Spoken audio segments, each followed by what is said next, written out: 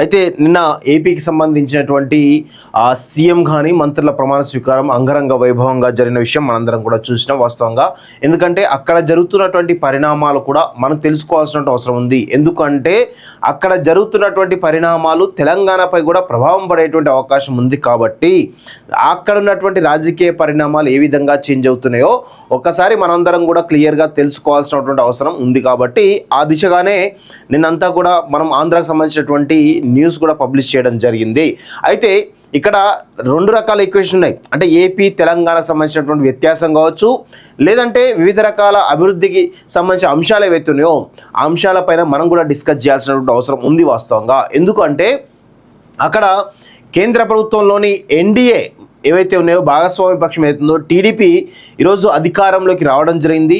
TDP యొక్క మద్దతు ఈరోజు ఎన్డీఏ కూటమికి అంటే ముఖ్యంగా బీజేపీకి అనివార్యం అయిపోయింది. కాబట్టి ఈరోజు అక్కడ చాలా స్పష్టంగా చాలా పెద్ద ఎత్తున ఈరోజు చంద్రబాబు నాయుడు అయితే అక్కడ రాజధాని డెవలప్మెంట్ కోసం కానీ స్పెషల్ ఫండ్స్ కోసం కానీ ఈరోజు ఆయన తీసుకుంటున్నటువంటి చొరవ కావచ్చు, వివిధ రకాల అంశాలు ఏవైతే ఉన్నాయో తెలంగాణ మీద కూడా ఎఫెక్ట్ పడేటువంటి అవకాశం ఉంది. సరే అక్కడ డెవలప్ అవద్దని మనం చెప్పాం, అక్కడ కూడా డెవలప్ కావాల్సిందే.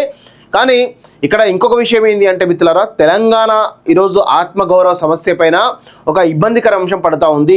కేసీఆర్ గత 10 సంవత్సరాలు అవలంబించినటువంటి విధానాల వల్ల కేసీఆర్ గత 10 సంవత్సరాల్లో ఇక్కడ తెలంగాణ అస్తిత్వాన్ని ఈరోజు ఎంకరేజ్ చేయాల్సింది పోయి ఈరోజు కేవలం తన స్వార్థ ఆర్థిక రాజకీయ ప్రయోజనాల కోసం ఆంధ్రాకు సంబంధించినటువంటి పెట్టుబడిదారులను కావచ్చు, ఆంధ్రాకు సంబంధించినటువంటి కొంతమంది ఏదైతే రాజకీయ నాయకుల్ని ప్రోత్సహించడం వల్ల ఈరోజు తెలంగాణ అస్తిత్వాన్ని కూడా ఈరోజు మనం కోల్పోయేటువంటి ప్రమాదం కనబడుతూ ఉంది.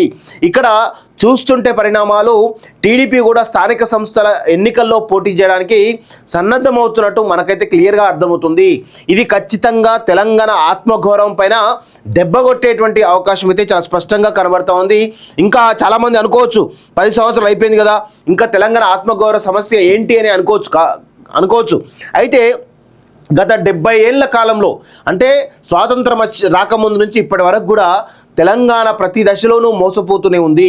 తెలంగాణ గతంలో 1947కు ముందు 47 నుంచి 49 జరిగినటువంటి తెలంగాణ రైతాంగ సాయుధ పోరాటంలో ఇక్కడున్నటువంటి భూస్వాములు కానీ పెత్తందారులు కానీ ఈరోజు వాళ్ళందరూ కూడా ఈరోజు తెలంగాణ ప్రజలను హింసించినటువంటి ఘటనలు మనం చూసినాం. వాస్తవంగా నిజాం రాజు ఏ విధంగా పరిపాలించిండో, నిజాం రాజు ఏ విధంగా తెలంగాణ నాశనం చేసిండో, తెలంగాణ ఏ విధంగా దోచుకున్నాడో మనందరం కూడా చూసినాం.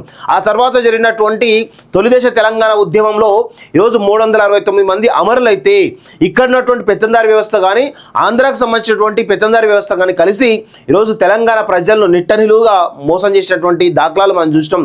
ఆ తర్వాత జరిగిన పరిణామాల్లో భాగంగా మలిదశ తెలంగాణ ఉద్యమంలో కేసీఆర్ తన సామాజిక వర్గానికి ఈరోజు రాజకీయ ప్రాధాన్యత కోసమే తెలంగాణ ముసుగు వేసుకొని పాలించిండు.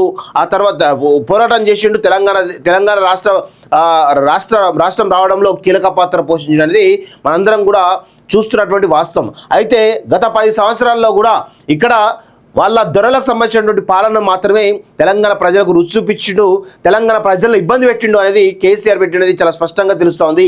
ఇంత పోరాట చరిత్ర కలిగినటువంటి తెలంగాణ గడ్డ మీద, ఇంత పోరాట తత్వం ఉన్న తెలంగాణ గడ్డ మీద మళ్ళొకసారి ఈరోజు దొరలు పాలించిర్రు. అది తెలియక మనందరం కూడా 10 సంవత్సరాలు కేసీఆర్ ఎంకరేజ్ చేసాం. కేసీఆర్ నిజంగా తెలంగాణ ఆత్మను కనుక, తెలంగాణ అస్తిత్వాన్ని కనుక పట్టుకొని ఉంటే ఇంకా తెలంగాణలో కేసీఆర్కు నూకులు చెల్లేవి. కానీ తెలంగాణ అస్తిత్వాన్ని, తెలంగాణ ఆత్మగౌరవాన్ని విస్మరించిండు కాబట్టి కేసీఆర్కు ఈరోజు తెలంగాణలో నూకలు చెల్లినాయి. ఇక్కడ జాతీయ పార్టీల ముఖ్యంగా కాంగ్రెస్ కానీ బీజేపీ కానీ ఆధిపత్యం కొనసాగుతున్నటువంటి విషయాన్ని మనందరం కూడా గమనించాల్సిన అవసరం ఉంది. దీనికి కారణం ఎవరయ్యా అంటే కేవలం కేసీఆర్ మాత్రమే. కేసీఆర్ గత 10 ఏళ్లలో అవలంబించినటువంటి విధానాలు కావచ్చు, నియంత పోకడలు కావచ్చు, కుటుంబ పాలన కావచ్చు, అవినీతి అక్రమాలకు సంబంధించినటువంటి విషయాలు ఏవైతే ఉన్నాయో ఇవన్నీ కూడా తెలంగాణ అస్తిత్వాన్ని దెబ్బతీసినాయి. కాబట్టి కేసీఆర్ను నూకలు చెల్లినాయి. కాబట్టి ఈరోజు జాతీయ పార్టీ అయినటువంటి కాంగ్రెస్ కానీ బీజేపీ కానీ ఈరోజు మనపైన బలమైనటువంటి ఈరోజు పెత్తనాన్ని చెల్లించేటువంటి అవకాశం వచ్చింది వాళ్ళకి.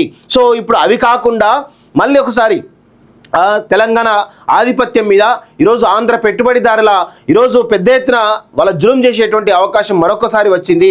దానికి కారణం కేవలం కేసీఆర్ మాత్రమే.